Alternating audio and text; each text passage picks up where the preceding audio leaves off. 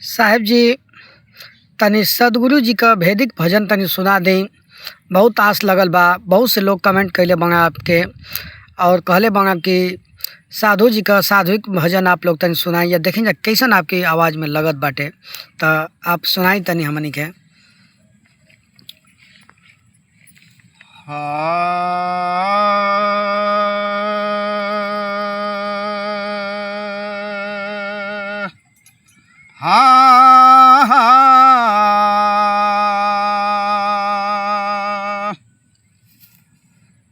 वेद बाध मूर्छा कठिन, अरे पांचों को उल्टा फेरे, गगन चढ़े मन मारी कर, मान सरोवर हेर। कहना बा मकर तार एक तार है गगन मंडल के पार, मकर तार एक तार है गगन मंडल के पार, अरे महारथी जोधा सबल पहुँचे गगन द्वार। अरे आज रसिया हो चढ़ी के, अरे आजा रसिया डोलिया, अरे लागल बा महलिया चढ़ के, आजा रसिया डोलिया, लागल बा महलिया चढ़ के, आजा रसिया।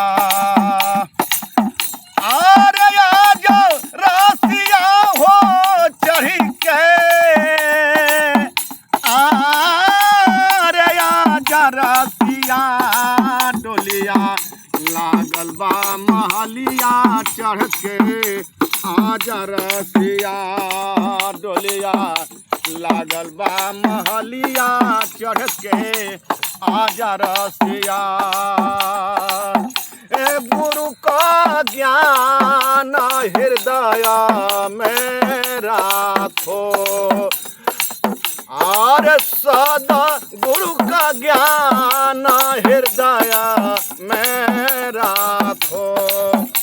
पारख भूमि पर, पारख भूमि पर, छूटे टाटिया डोलिया, लागल बा महलिया चढ़ के, आजा रसिया डोलिया, लागल बा महलिया चढ़ के, आजा रसिया। हो हो हो हो, अरे आजा रसिया हो चढ़ी के, अरे आजा रसिया डोलिया, लागल बा महलिया चढ़ के, आजा रसिया। ए राग रहित बयरा गसहे है, राग रहित बयरा गसहे है, पारख भूमि चढ़ के, अरे पारख भूमि चढ़ के, अरे खुली आँखिया डोलिया, लागल बा महलिया चढ़ के, आजा रसिया डोलिया, लागल बा महलिया चढ़ के, आजा रसिया। अरे पाँच देह का त्रिगुण छाड़ो, पाँच तत्व का त्रिगुण छाड़ो, हंस ये रूप धारी, हंस ये रूप धारी, अरे खुली आँखिया हो डोलिया, लागल बा महलिया चढ़ के, आजा रसिया।